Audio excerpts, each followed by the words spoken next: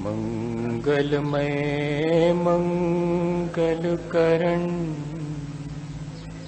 वीतराग विज्ञान नमो ताई जाति अर्हंतादिमा जो विद्यादि सागर सुधी जो विद्यादि सागर सुधी गुरु हैं हितैषी शुद्धात्म में निरत नित्य हितोपदेशी वे पाप ग्रीष्म ऋतु में जल हैं सयाने पूजूंगे सतत केवल ज्ञान पाने पूजूंगे सतत केवल ज्ञान पाने। बोले भगवान महावीर स्वामी की 10 लक्षण महापर्व की आचार्य गुरुवर विद्यासागर मुनि महाराज की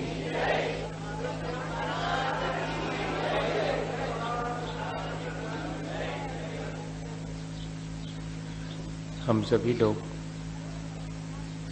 आचार्य भगवंतों के कहे अनुसार अपने जीवन को अच्छे बनाने के उपायों पर विभिन्न प्रकार से विचार करते हैं।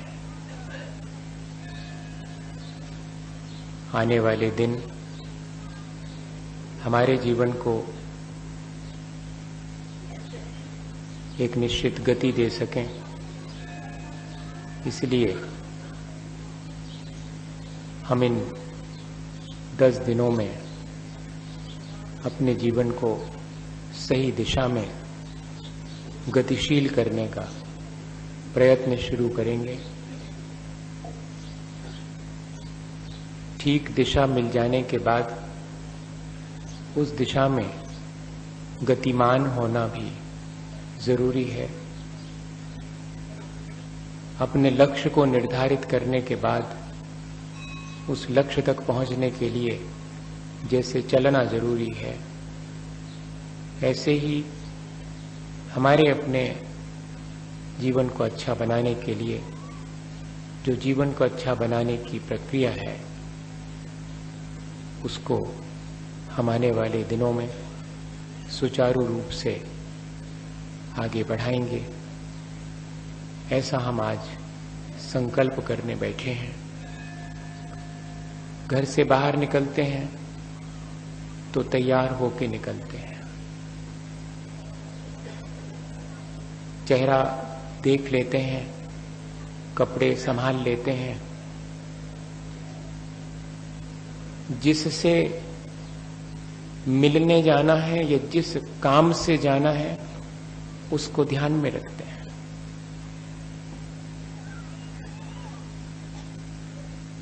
और अगर अपने शहर से दूसरे शहर की यात्रा करनी हो तो थोड़ी और तैयारी कर लेते हैं।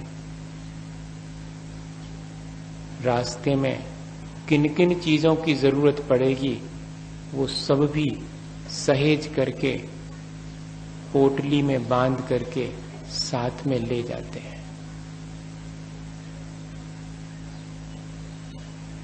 चाहे किसी भी तरह की तैयारी हो, घर से बाहर जाने की या शहर से बाहर जाने की, या 365 दिन पढ़ के परीक्षा देने की तैयारी हो, या बेटी के बड़े हो जाने पर उसके ब्याह की तैयारी हो, सबकी तैयारी बड़े मनोयोग से करनी पड़ती है, बड़ी सावधानी से करनी पड़ती है।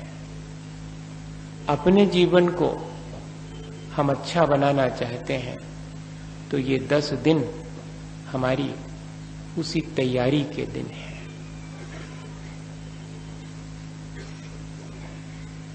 क्रोध आने पर मेरी कोई तैयारी है या नहीं है। मैं क्षमा भाव धारण कर सकूंगा। मेरे भीतर जब अहंकार उत्पन्न होगा तब वो मेरी विनय को नष्ट करने का प्रयत्न करेगा। मेरी उससे बचने की तैयारी है कि नहीं? मेरे अंदर दूसरे के प्रति छल कपट का भाव उत्पन्न होगा तब मैं कैसे अपने उस सरल स्वभाव को बनाए रख सकूंगा? ऐसी कोई तैयारी है क्या? संसार की लोभ लालच जब मुझे घेरेगी तब मैं उस सब के बीच भी अनासक्त रह सकूंगा। ऐसी भी तैयारी मेरी होनी चाहिए। हमने आज तक इस आंतरिक तैयारी की विशेष कोशिश नहीं की है। बाह्य तैयारियां हमारी है हर बार बहुत अच्छे से हमने की हैं। बाह्य तैयारी के मतलब यही है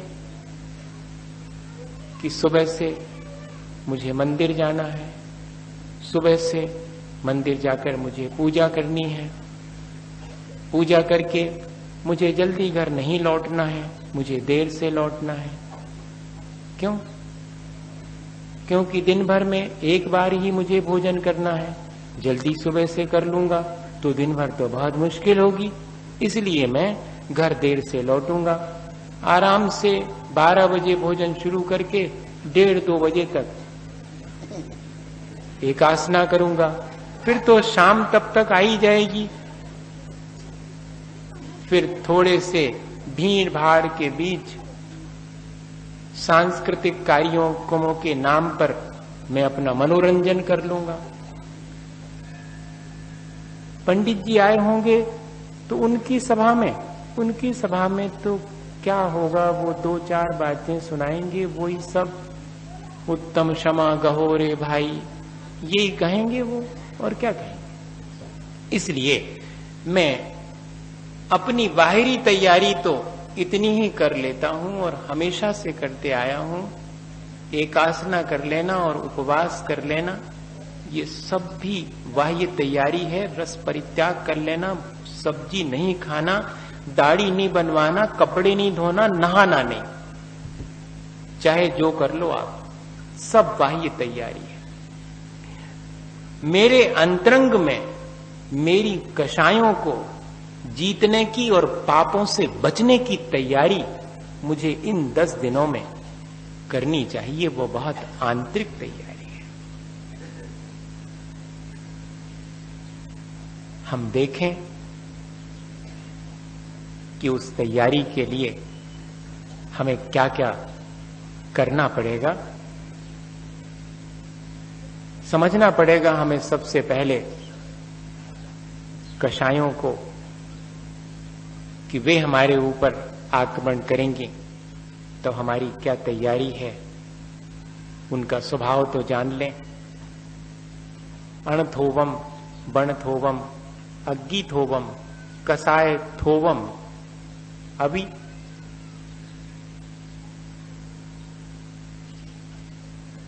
ऋण जब लिया जाता है तब बहुत थोड़ा ही लिया जाता है। घाव जब होता है तो बहुत छोटा सा होता है। अग्नि की चिंगारी भी बहुत अल्प दिखाई पड़ती है। ये सब जैसे प्रारंभ में बहुत थोड़े होते हैं, दिखाई पड़ते हैं, लेकिन थोड़ी सी असावधानी में ये बढ़ करके और बहुत बड़े हो जाते हैं। ऐसी ही कषायें हैं, वे भी प्रारंभ में अल्प जान पड़ती हैं लेकिन पूरे जीवन को नष्ट करने वाली हैं। ये उनका स्वभाव है। हम सोचते हैं कि हमने किसी से 4 आने पैसे उधार ही तो लिए हैं, चुका दूंगा, लेकिन वे 4 आने पैसे नहीं चुक पाते पूरी जिंदगी हिसाब बढ़ता ही चला जाता है। उधार लेने वाले किसान से पूछो, वो जितना उधार लेता है उसका ब्याज तक पूरी जिंदगी नहीं चुका पाता। मूलधन की तो बात ही अलग है।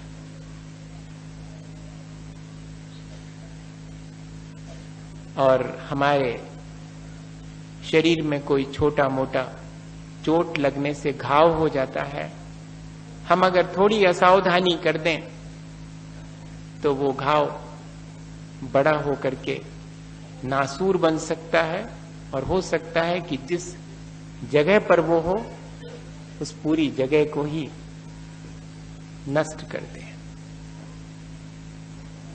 अग्नि की छोटी सी चिंगारी हमारे देखते देखते हवा पा करके और महल को भी जला करके राख कर देती है। कषायों की तासीर भी ऐसी ही है। वे अल्प दिखाई देती हैं लेकिन बढ़ करके बहुत हो जाती हैं।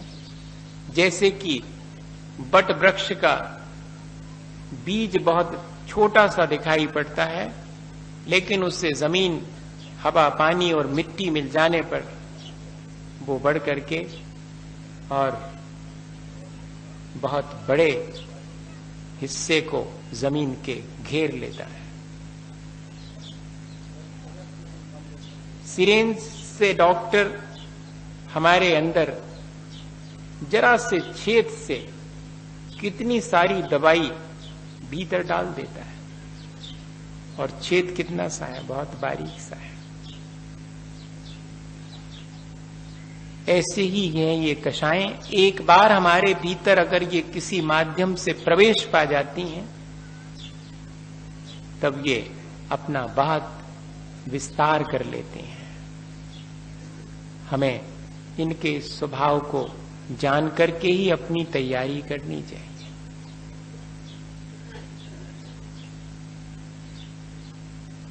अनादिकाल से हमारे भीतर इनका प्रवेश हो चुका है संस्कार की तरह। उस संस्कार के चलते हमारी मनोवृत्ति भी परिवर्तित होती रहती है, वातावरण उसे प्रभावित करता है, और वर्तमान का जो हमारा कर्म है वह भी इसके लिए जिम्मेदार है।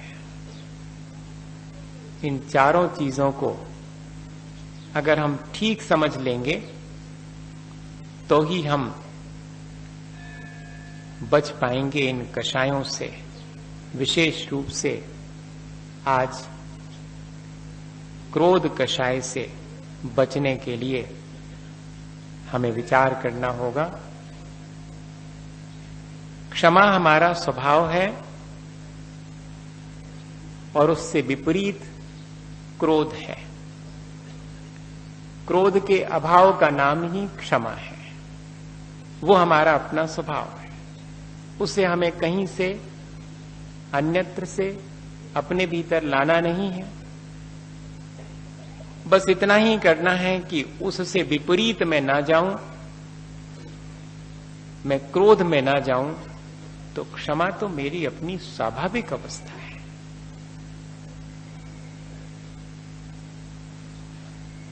अपन सामान्य रूप से क्षमा का अर्थ क्या लेते हैं? गुस्सा आ जावे तो क्षमा कर देना। नहीं, क्रोध ही ना आना, वास्तव में तो क्षमा यही है। क्रोध आ जाने के बाद फिर क्षमा करना, वो अपनी उस कमजोरी को थोड़ा सा कम करने का माध्यम है। पर वास्तव में तैयारी तो हमारी ऐसी होनी चाहिए कि हमारा अपना स्वभाव जो क्षमा का है वो बना रहे और क्रोध उत्पन्न ही ना हो। उत्पन्न हो जावे तब फिर क्या किया जाए, इस पर हम विचार कर सकते हैं। उत्पन्न होता कैसे है ये भी देखना पड़ेगा। संस्कारों से उत्पन्न होता है, जैसी जिसकी मनोवृत्ति है उसके अनुसार होता है, वातावरण के अनुसार भी और हमारे अपने वर्तमान के कर्म के अनुसार भी। अंतरंग और बहिरंग दोनों इसमें कारण बनते हैं। उन कारणों पर हम विचार करें और उन कारणों से बचने का पुरुषार्थ करें तो हम आसानी से अपने उस क्षमा भाव को बनाए रख सकते हैं। संस्कार क्या चीज है? हमारी अपनी अनादिकाल की जो आदत है वही हमारा संस्कार है। आदत तो ये है कि मेरे अनुसार सब कुछ हो। कम से कम जिन्हें मैं अपना मानता हूं वे तो मेरे अनुसार ही चलें। अब अगर वे मेरे अनुसार नहीं चलते हैं तो मेरे मन में कलुषता आती है। उस कलुषता का नाम ही तो क्रोध है।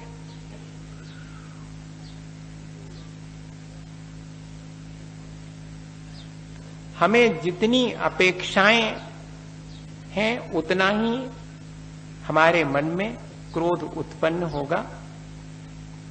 ये संस्कार हमारा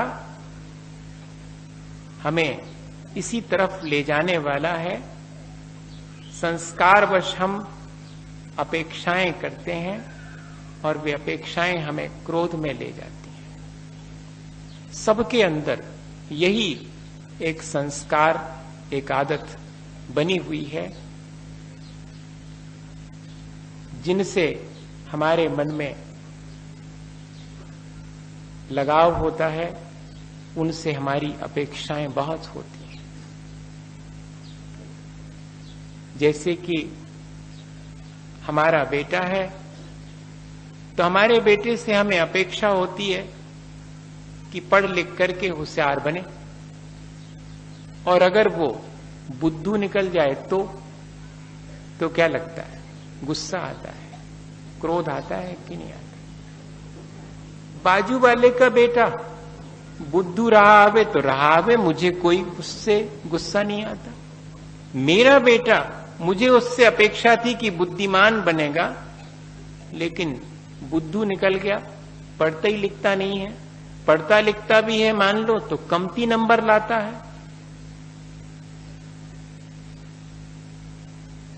अपने पुत्र से मेरी अपेक्षाएं मुझे अपने पुत्र के प्रति क्रोध उत्पन्न करती हैं।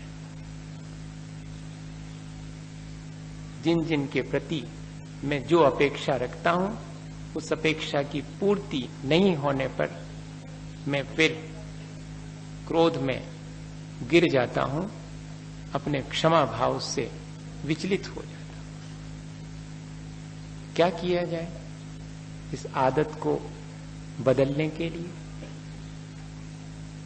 अपेक्षाएं न रखी जाए। जो प्राप्त है, जो प्राप्त हो सकता है, उसकी तरफ देखा जाए और विचार किया जाए कि मेरा ही अकेला मन नहीं है, सामने वाले का भी तो मन है, वो भी तो कुछ मेरे से अपेक्षा रखता होगा, उसकी अपनी सामर्थ्य भी है। मैं उसकी सामर्थ्य से अधिक उससे अपेक्षा रखूं तो वो कैसे पूरी कर सकेगा? और फिर उसके मन में जाने क्या चीज है, मैं तो यह जानता नहीं।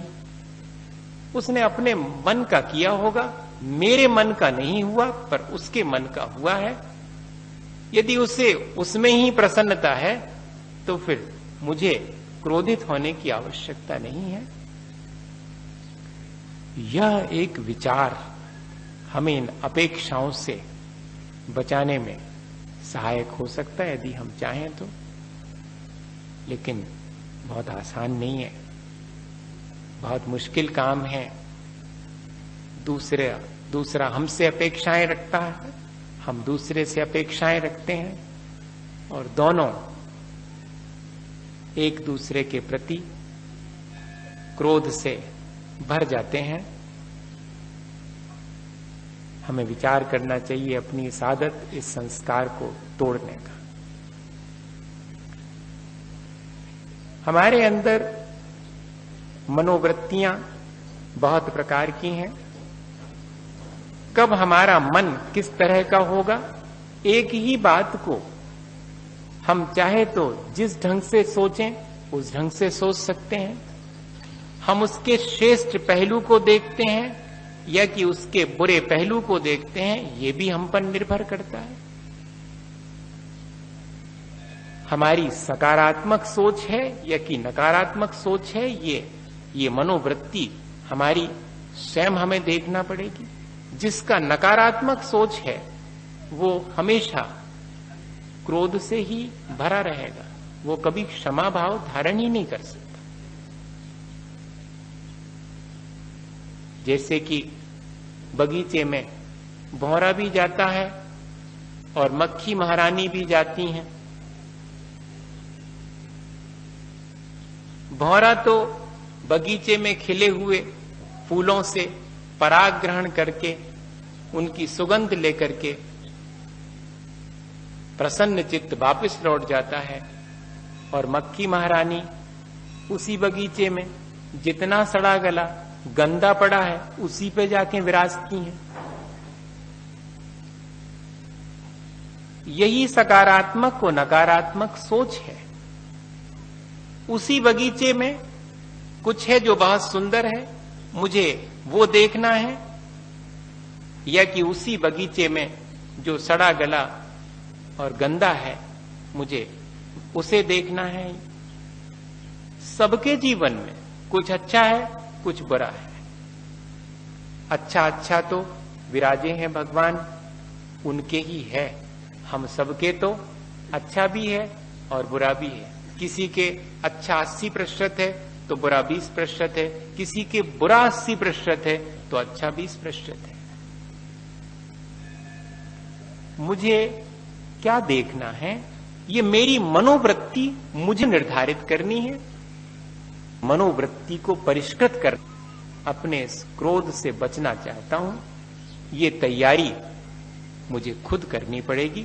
मेरी मनोवृत्ति सकारात्मक होनी चाहिए। नकारात्मक मनोवृत्ति वाला कभी भी अपनी कषायों से मुक्त नहीं हो सकता। लेकिन क्या करें, कई लोगों की मनोवृत्ति, जिसको अपन कहते हैं छिद्रान्वेषण की, वैसी ही डेवलप हो जाती है। जहां कुछ गलत होगा, जहां कुछ गड़बड़ होगा, जहां कुछ सड़ा गला होगा, गंदा होगा, वही दिखता है। और उसके देखने पर मन में कलुषता ही आती है, मन मलिन ही होता है। और हम वहीं अगर जो श्रेष्ठ है, सुंदर है, प्राप्त करने योग्य है, उसे देख लेवें तो हम आसानी से क्षमा भाव धारण कर सकते हैं। दूसरे की गलती हमें दिखाई पड़ती है और हम चाहते हैं कि उस गलती के लिए हम दूसरे को दंडित करें, उसे हम डांटें, और उसी क्षण अगर ये ध्यान आ जावे कि ऐसी गलती से मैं भी गुजर सकता हूं किसी क्षण, तब फिर क्या मैं दूसरे के द्वारा डांटे जाने को पसंद करूंगा? नहीं, तब तो मैं नहीं करूंगा। तब तो मैं यही चाहूंगा कि दूसरा मुझे समझाए, चूक गया हूं, मेरे से गलती हो गई है, आप मुझसे प्यार से भी कह सकते थे। तब मैं दूसरे से अपने लिए तो यह चाहता हूं, तब फिर मुझे अपनी मनोवृत्ति दूसरे के प्रति भी बदल लेनी चाहिए। जब उसकी कहीं मुझे कोई गलती दिखाई पड़े तो मुझे डांटने की अपेक्षा उसे संभालने, क्षमा करने की होनी चाहिए ना। ये मैं निर्धारित करूंगा अपनी मनोवृत्ति कि उसे मुझे किस दिशा में ले जाना है। एक कन्हैयालाल मिश्र प्रभाकर हुए, मैं उनका संस्मरण हमेशा सुनाता हूं। उनके पिता बहुत शांत स्वभावी थे, लेकिन उनकी मां जल्दी से क्रोधित हो जाती थी। तो जब जब भी पिता के सामने उनकी मां क्रोध करती तो पिता मुस्कुराते हुए कहते कि सुनो, अब जिस स्वरूप नखा की झांकी ने लगाओ, अच्छी से अपन बातें करें कौन। तो क्षण भर के अंदर सामने वाले को सोचना पड़ता था।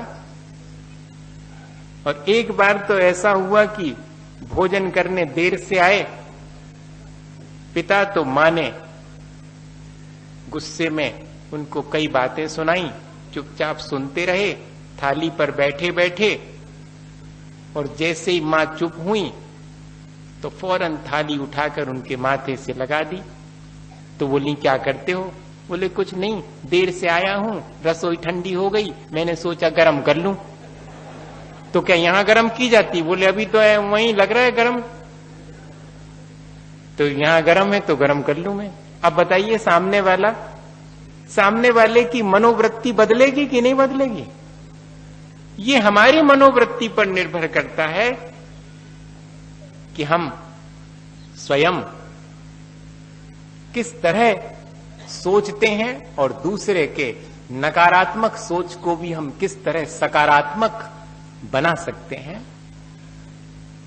सुबह सुबह एक व्यक्ति गुस्से में आकर के उनके पिता से बहुत बातें अपशब्द कहने लगा। चुपचाप सुनते रहे, फिर बोले सुनो, चलें अपन थोड़ा घूम आए, बाय के कुआं तक हो आए।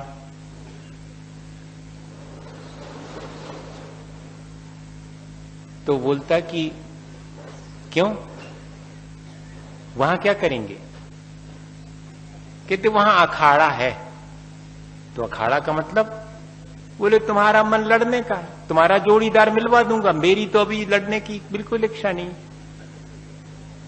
अब सामने वाला मुस्कुरा दिया तो बात सामान्य हो गई।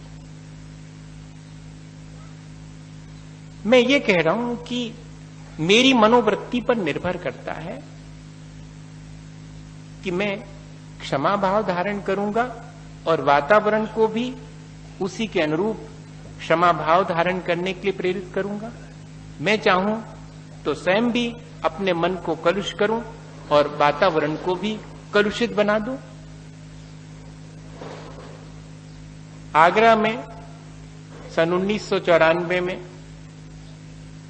क्षमा भाव कैसे धारण किया जाए, इसके कुछ प्रयोगों पर हम लोग चर्चा कर रहे थे। और सुकरात के जीवन में उनकी जीवन साथी बहुत क्रोधी थीं। उन्होंने कैसे क्षमा भाव धारण किया, ये उदाहरण दे रहे थे। सुनने वाले एक युवक ने सुना। अभी तो मैंने इस बार आपको कन्हैयालाल मिश्र प्रभाकर के पिता के जीवन के संस्मरण सुनाए, मैंने सुकरात के जीवन के संस्मरण सुनाए थे। हंसी आती है सुन करके ना, वो सब चीजें उसके भीतर स्मृति में रहीं। उसने भी मुझे दूसरे दिन आकर के अपने जीवन का संस्मरण सुना दिया कि आपसे मनोवृत्ति बदल करके क्रोध को जीता जा सकता है। इस पर सुन करके मैं बाहर एमडी जैन कॉलेज से अपनी गाड़ी निकाल के जैसे ही मुड़ा, वहां टर्निंग पर एक और गाड़ी बहुत तेजी से आई और दोनों संभलते संभलते भी आपस में एकदम एक आध इंच दूर रह गई और दोनों टकराते टकराते बची।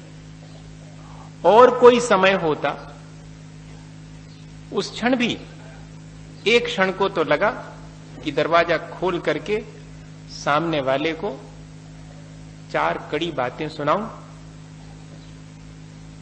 या कि बोनट पर हाथ पटक करके अपना रुआब बताऊं। कि जब चलानी नहीं आती है तो गाड़ी हाथ में काहे को ले ली। लेकिन वो युवक बोलता है कि मैं वो सब बातें याद करते जा रहा था जो आपने सुनाए थे उदाहरण, तो मुझे ऐसी स्थिति निर्मित होने पर अचानक ही चेहरे पर मुस्कुराहट आ गई। मेरे चेहरे पर मुस्कुराहट देख करके सामने की कार वाला भी मुस्कुरा दिया और दोनों दरवाजा खोल के बाहर निकले, हाथ मिलाया। उसने कहा आप निकाल लीजिएगा, मैंने कहा आप साइड से निकाल ले जाइएगा। बात आसानी से सुलझ गई।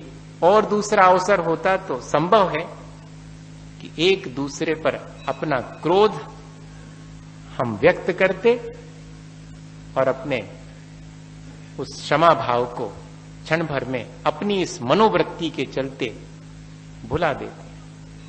हम अपनी मनोवृत्ति को खुद संभाल सकते हैं। वातावरण प्रदूषित है, क्या करें?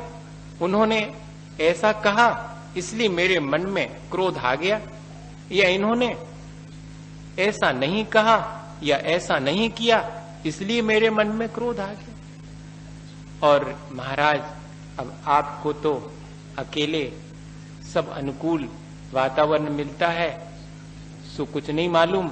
हमें तो महाराज सबके बीच में रहना पड़ता है, 4 जनों की 4 ऊंची नीची बातें सुनना पड़ती हैं, सो हम ही जानते हैं ये बातें तो बहुत संभव नहीं है।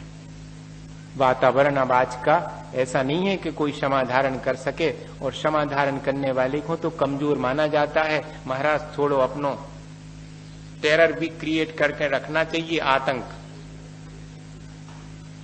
है ना। ये वातावरण है। प्रदूषित वातावरण मेरी कषायों को उद्रेकित करने में कारण बनता है। ये कहना ठीक है, गलत तो नहीं है, लेकिन ऐसी स्थिति से भी मैं किस तरह से बच करके निकलूं, ये मेरी तैयारी होनी चाहिए। जब वातावरण मेरे प्रतिकूल हो तब भी क्या मैं अपनी मन स्थिति को संभाले रह सकता हूं? मैं वातावरण से अप्रभावित रह सकता हूं? रहा जा सकता है। एक ही उपाय है कि मैं परिस्थिति को देख करके अपना कार्य करूं। सामने वाले को क्रोध आ रहा है या कि कोई चीज मेरे विपरीत है, तब मेरे भीतर क्रोध आ रहा है, दोनों ही स्थितियां हैं। सामने वाला मुझे गुस्सा दिला रहा है या सामने वाले के गुस्से को देख करके मेरा गुस्सा उद्रेकित हो रहा है, दोनों स्थितियां हैं। इनसे भी मुझे बचने का क्या उपाय करना चाहिए? अब मान लीजिएगा, उदाहरण से समझ लेते हैं। सामने वाला बेवजह मतलब बाहरी कोई कारण नहीं है क्रोध का, अंतरंग में तो उसके क्रोध कषाय का उदय है ही, इसलिए तो वो क्रोध में कलुषता की तरफ जा रहा है। लेकिन अपन जान रहे हैं कि अभी हमारी तरफ से कोई उसे इस तरह की बात नहीं कही गई है कि वो क्रोध करे, वो बेवजह है, स्वयं ही क्रोध कर रहा है। मुझे क्या करना चाहिए? मुझे भी क्या वैसा ही क्रोध जैसा वो कर रहा है मुझे कर लेना चाहिए? बुद्धिमानी है क्या इसमें? कोई व्यक्ति कुएं में गिरता हो तो उसके देखा देखी मुझे भी गिरना चाहिए क्या? इसमें तो कोई बुद्धिमानी नहीं है। तब उसके क्रोध से मैं प्रभावित नहीं होऊंगा। अगर मैं ऐसा विचार करूं कि सामने वाला बेचारा वैसी तकलीफ में है, वैसी परेशानी में है, वो अपने क्रोध को संभाल नहीं पा रहा है, और मैं अगर ऐसी स्थिति में और स्वयं को ना संभालूं तो ये तो मेरी गैर बुद्धिमानी होगी। क्योंकि क्रोध करने वाला स्वयं ही तकलीफ पाता है, उस पर तो दया ही की जानी चाहिए। उसे देख करके उस पर और अधिक क्रोध करने की आवश्यकता नहीं है। एक व्यक्ति रोज रास्ते से गुजरता था और पता नहीं एक दिन क्या हुआ कि किसी ने ऊपर के छत से उसके ऊपर थूका। वो उसके ऊपर आकर के गिरा थूक। उसने पहुंचा और आगे बढ़ गया। दूसरे दिन फिर ऐसा ही हुआ। ये क्रम 8 दिन तक चला। उस मकान के नीचे जो दुकानदार था वो भी रोज देखता था कि मेरे ऊपर की बिल्डिंग में से कोई इस निकलने वाले व्यक्ति के ऊपर थूकता है। रोज का काम है। और ये पहुंचता और आगे बढ़ जाता। एक दिन उसने इशारे से बुलाया कि भाई साहब क्या परेशानी है? तो उसने कहा कि मुझे तो कोई परेशानी नहीं। बोले नहीं, फिर भी कोई बात तो है कि आपके ऊपर रोज थूका जाता है। बोले वो तो थूकने वाला जाने, मुझे तो कोई परेशानी नहीं। मतलब आपके ऊपर थूका जाता, आपको कोई परेशानी नहीं? बोले नहीं, मैं तो ये सोच सोच के जरूर परेशान हूं कि उसको कितनी मेहनत करनी पड़ती होगी। अब उसको समय मिलाना पड़ता होगा, मेरी बाट देखना पड़ती होगी कि मैं कब निकलूंगा। फिर बाद में मुंह में उतना सारा थूक इकट्ठा करना पड़ता होगा थूकने के लिए। फिर एंगल मिलाना पड़ता होगा कि मैं जब ठीक वहां से निकलूं तब वो थूके तो गिरे मेरे ऊपर। इतनी मुश्किल तो उसको है, मुझे तो कोई परेशानी नहीं। मुझे तो बस जैसे ही गिरता है मैं पहुंच के आगे बढ़ जाता हूं। ये तो एक उदाहरण है। वातावरण मेरे ऊपर किस तरह से आक्रमण करता है ये उसकी अपनी चॉइस है। मैं उसके प्रतिकार में क्या करता हूं ये मेरी अपनी सामर्थ्य है। ये मेरी अपनी मजबूरी नहीं है कि मैं उसके जवाब में कुछ कहूं। नहीं, मैं शांत रह करके अपनी सामर्थ्य को बढ़ा करके अपने आप को सुरक्षित कर सकता हूं उस वातावरण के द्वारा फेंकी गई गंदगी से। क्रोध तो गंदगी है जो दूसरे के ऊपर कोई फेंकता है। तब हम क्या करेंगे? हम तो सिर्फ उससे बचने का उपाय करेंगे। हम थोड़ी उसके ऊपर और गंदगी फेंकेंगे।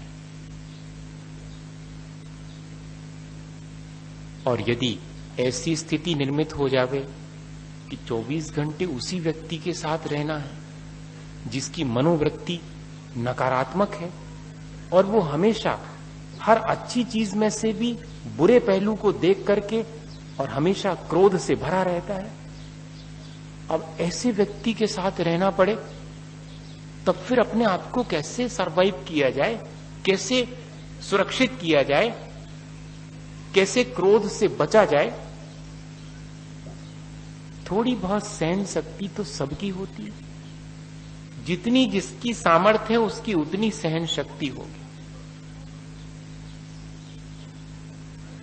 ये तो हमारा कच्चापन है जो हम सहन नहीं कर पाते। हम तो सोचते हैं कि जवाब देना सामर्थ्य का प्रतीक है, लेकिन यहां तो आचार्य भगवंत कह रहे हैं कि जो जितना प्रतिकार करता है, जितना जवाब देता है, वो उतना ही कमजोर है। जो जितने अस्त्र शस्त्र धारण करता है वो उतना ही कायर है, वो उतना ही कमजोर है। तब तो उसे भय है कि मेरे ऊपर कोई आक्रमण ना कर दे, इसलिए उसे अपने आप को बचाने के लिए अस्त्र शस्त्र और बहुत सारी अन्य चीजों का आलंबन लेना पड़ रहा है। जो निष्प्रय है, जो निर्भीक है, जो सामर्थ्यवान है, उसे किसी चीज की आवश्यकता नहीं पड़ती। पर इतनी सामर्थ्य हमारे भीतर नहीं है, तब फिर हम क्या करें? जितनी सामर्थ्य है उतना तो करें। एक बहन हमारे पास विदिशा में आई 1992 में, बोली महाराज हमारे जीवन साथी की मनोवृत्ति ऐसी हो गई है कि ऑफिस से आने के बाद जरूर से किसी ना किसी बात को लेकर के दो चार कड़ी बातें कहते ही कहते हैं, और फिर मेरे भी धैर्य की, सहनशीलता की एक सीमा है। उसके बाद मुझे भी दो बातें कहना हो ही जाता है और बात बिगड़ जाती है। बाद में हम दोनों पछताते हैं, एक दूसरे से क्षमा मांगते हैं, रो भी लेते हैं, लेकिन उन क्षणों में हम चूक जाते हैं। आप बताएं कि क्या करें? वह जो हमारे भीतर कलुषता आती है, वो एक संस्कार हमारे भीतर निर्मित करके जाती है, हमारे संसार को बढ़ाने वाली है। आप कुछ बताइएगा। क्रोध नहीं करना चाहिए, ये कहना तो बहुत आसान है। क्षमा भाव धारण करना चाहिए, ये कहना भी बहुत आसान है। लेकिन जब ऐसी परिस्थिति निर्मित हो तब क्या करना चाहिए, ये करना बहुत कठिन है। अब मैंने उनसे कहा कि कितनी बातें आप सुन पाते हैं उनकी? तो बोले कि 4-5 बातें तो हम अच्छे से सुन लेते हैं, हमें मन में बिल्कुल भी बुरा नहीं लगता, लेकिन जब ज्यादा हो जाता है तो फिर हमें भी बुरा लगने लगता है। हमारा भी तो वजूद है, हमारा भी तो अस्तित्व है। हमने कहा फिर ठीक है, जितना आप सहन कर सको उतना सुन लिया। उसके बाद भी अगर सामने वाला कहने लगे तो उससे कह दिया करे कि अब थोड़ा भोजन वोजन कर लो, हाथ पैर धो करके, फिर बाद में जितना बचा हो बाद में कह लेना, जब तक हम भी थोड़ी अपनी सहन शक्ति बढ़ाए लेते। कहले महाराज आप तो लड़वा हो हमें ऐसे में। हमने कहा नहीं, आप करके देख लो, उपाय तो करना पड़ेगा। और सचमुच वो उपाय कारगर हो गया। जैसे ही ऑफिस से जीवन साथी उनके लौटे, हाथ पैर धोते चले जा रहे हैं और बड़बड़ा रहे हैं, ये नहीं हुआ, वो नहीं हुआ, घर में आओ तो बस यही सब लगा हुआ है। अब नेगेटिव फीलिंग्स होती है, हर व्यक्ति के अंदर होती है। तो ये सुनते रहे, 4-5 बातें तो बहन ने सुनी। फिर बाद में धीरे से कहा अब चलो रोटी दे लो, भोजन वोजन कर लो, फिर जो कछु रहेगा वो बाद में कह लियो। अब इतना जैसे ही सुना मुझे उपदेश देती है। किसने कहा था? अब इनको कुछ नहीं सूझा कि अब तो हमारी ये बिगड़ी बात तो कहले महाराज ने बताई थी। जैसे ही ये सुना और सिर पर मानो घड़ों पानी गिर गया। अरे मैं व्यर्थ ही इस तरह क्रोध करता हूं। और बात वहीं समाप्त हो गई। दूसरे के क्रोध में हम और जैसे अग्नि में ईंधन डालते हैं, वैसा ही चाहें तो उसे बढ़ाने में निमित्त बनने वाली बात भी कह सकते हैं, और हम चाहें तो अग्नि में जैसे पानी डालकर उसे बुझाया जा सकता है, ऐसे ही सामने वाले के क्रोध को कम करने में हम चाहें तो अपनी मन स्थिति को संभाल करके वैसा भी कर सकते हैं। वातावरण कितना भी प्रदूषित क्यों ना हो, लेकिन हम अपने मन को संभाल करके उस परिस्थिति जनित विकार से बच सकते हैं। और आखिरी चीज कि हमारे अंदर उठने वाले जो राग द्वेष हैं, जो हम सुबह से शाम तक कर्म करते हैं, उन कर्मों को भी हमें जरा व्यवस्थित करना पड़ेगा, तब जाकर के हम क्रोध से बच पाएंगे। अपेक्षाएं हम कम करें, अपना सोच सकारात्मक रखें, परिस्थिति के बीच भी हम और उससे कैसे बच करके निकलें इसकी तैयारी करें। और आखिरी चीज है कि हम अपने कर्मों को बहुत व्यवस्थित ढंग से करें। हमें सुबह से शाम तक कोई ना कोई कर्म करना ही पड़ता है। जिसकी चेतना जैसी होती है उसके कर्म भी उसके अनुरूप ही होते हैं। तो कर्म को व्यवस्थित करने के मायने क्या है? मेरी अपनी चेतना को मैं व्यवस्थित करूं। और चेतना अव्यवस्थित होती है मेरे अपने परिणामों से, और उससे व्यवस्थित भी किया जा सकता है अपने ही परिणामों के द्वारा। तब फिर मैं अपने परिणाम संभाले रहूं, मैं देखता रहूं अपने उन भावों को, अधिक से अधिक उन भावों में प्रेम हो।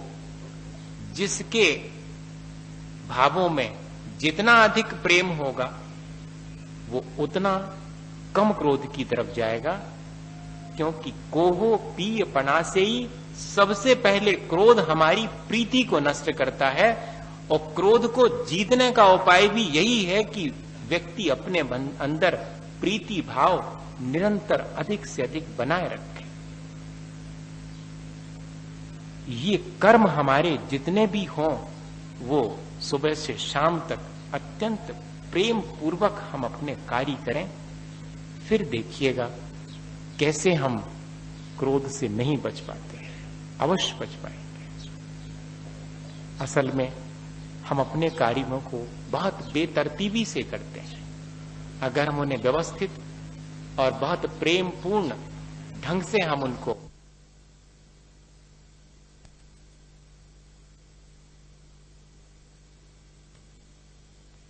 तो दूसरे को दुख देने वाली नहीं होगी, वह तो सिर्फ व्यवस्था को एक सुचारू रूप देने के लिए होगी। अगर इस तरह हम अपने कर्मों को करें तो भी हम कर सकते हैं।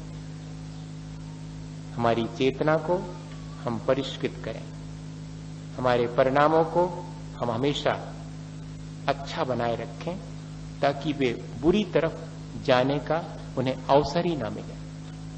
जैसे अपन कहते हैं कि अच्छे काम में लगे रहो ताकि बुरे काम के लिए अवसर ही ना मिले। मैं इतना प्रेम से भरा हूं कि दूसरे के द्वारा किया गया क्रोध भी मेरे प्रेम में और नष्ट हो गया। जैसे कि अमृत के समुद्र में एक बूंद विष की गिर जावे तो वो उसको विषाक्त नहीं कर पाती, ऐसे ही मेरे प्रेम से भरे हुए मन में किसी के क्रोध का विष आकर के गिरे तो वो भी न्यूट्रल हो जाए, वो भी वहां पर प्रेम में ही परिवर्तित हो जाए। क्या ऐसा कर्म हम कर सकते हैं? सुबह से शाम तक अभ्यास करना पड़ेगा।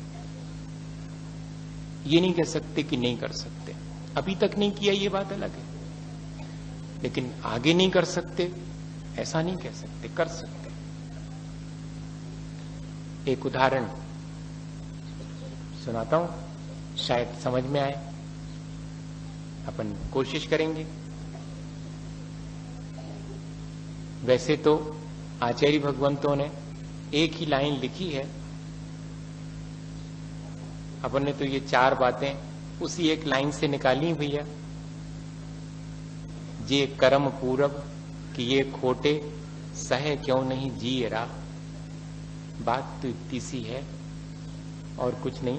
अगर ऐसा विचार आ जावे तब तो मनोवृत्ति बदल जाएगी, सारे संस्कार जो खोटे पड़े हैं वे भी, जो दूसरे को उलाहना देने के खोटे संस्कार हैं वे भी रुक जाएंगे कि मेरे किए हुए कर्म हैं, तो मेरे किए हुए कर्मों का फल मुझे भोगना पड़ता है, तो वर्तमान के कर्म जरा ठीक से करो, वातावरण को दोष मत दो, अपने ही कर्मों को दोष दो।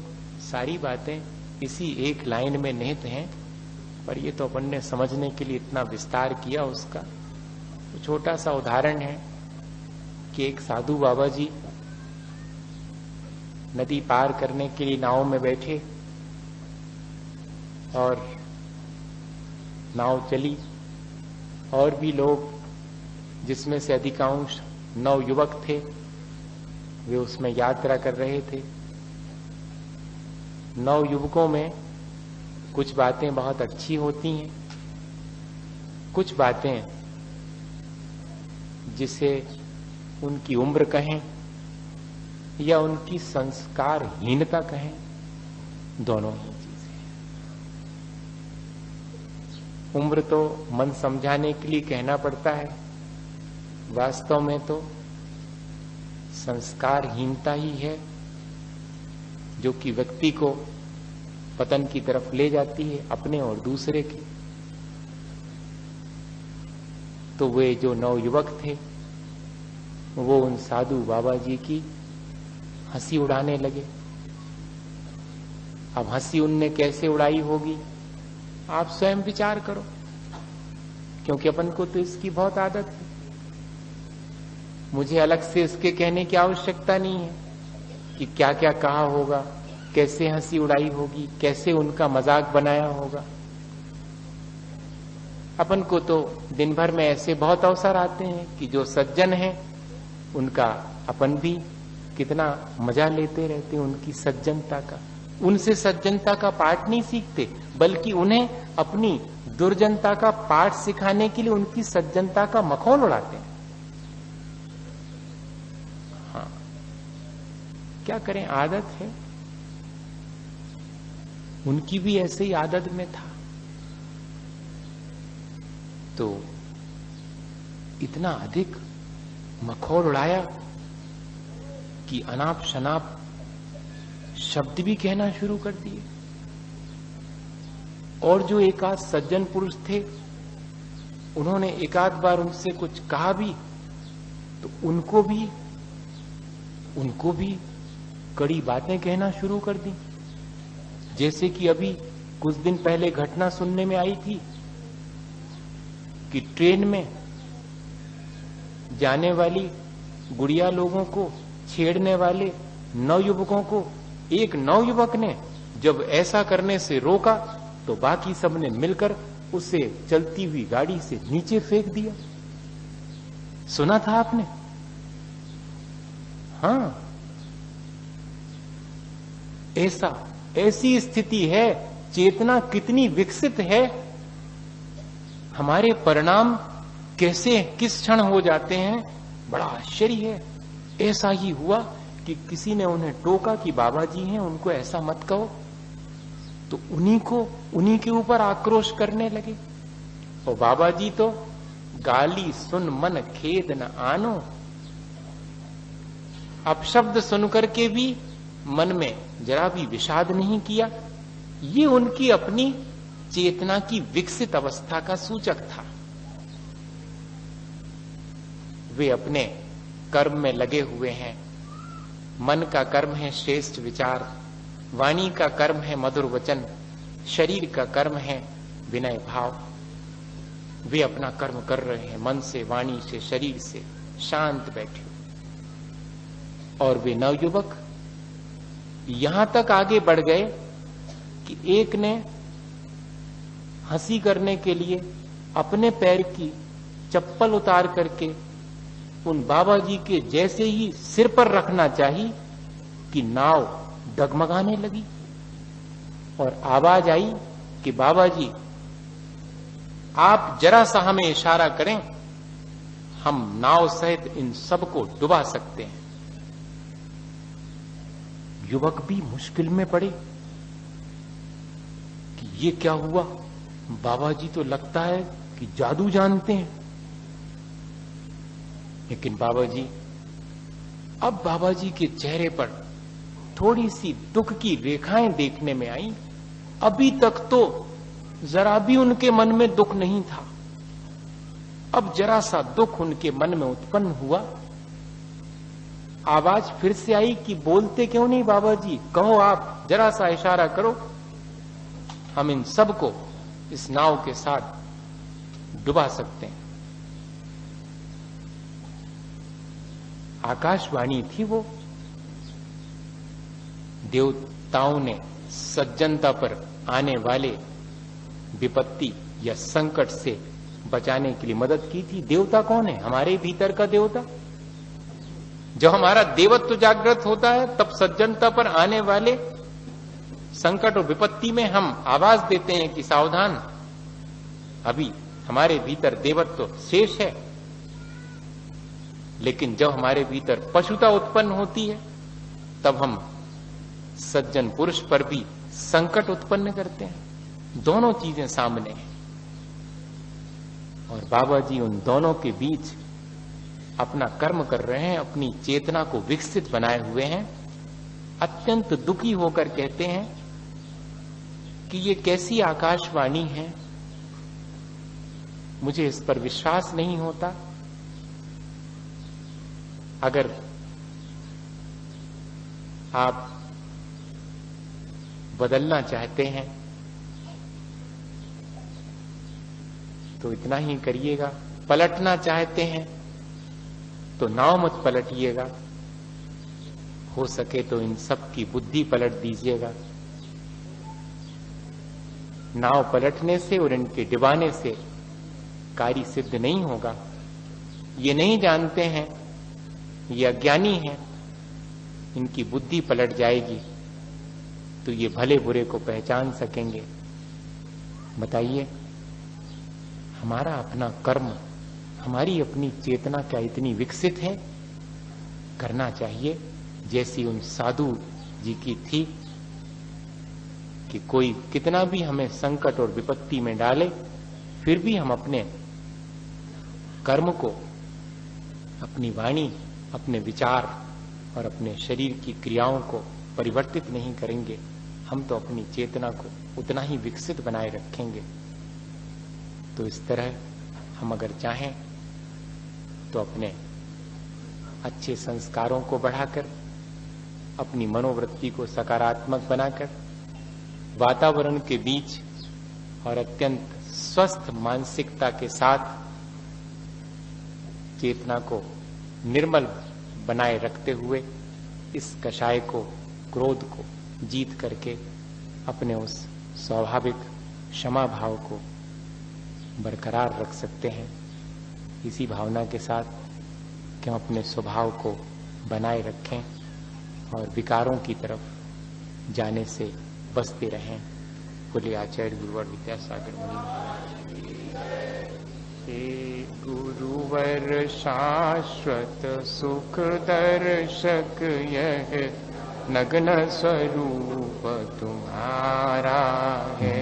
जग की नश्वरता का सच्चा दिग दर्शन करने वाला है। जब जग विषयों में रच पच कर गाफिल निद्रा में सोता हो, अथवा वह शिव के निष्कंटक पथ में विषकंटक होता हो अर्ध निशा का सन्नाटा, वन में वनचारी चरते हों। तब शांत निराकुल मानस तुम तत्वों का चिंतन करते हो। करते तप शैल नदी तट पर, तरु तलवर सा की झड़ियों में। समतारस पान किया करते, सुख दुख दोनों की घड़ियों में। अंतर ज्वाला हरती वाणी, मानो झरती हों फुलझड़ियाँ। बंधन तड़ तड़ टूट पड़े, खिल जावे अंतर की कलियाँ। तुम सादानी क्या कोई हो, जग को दे दी जग की निधियाँ।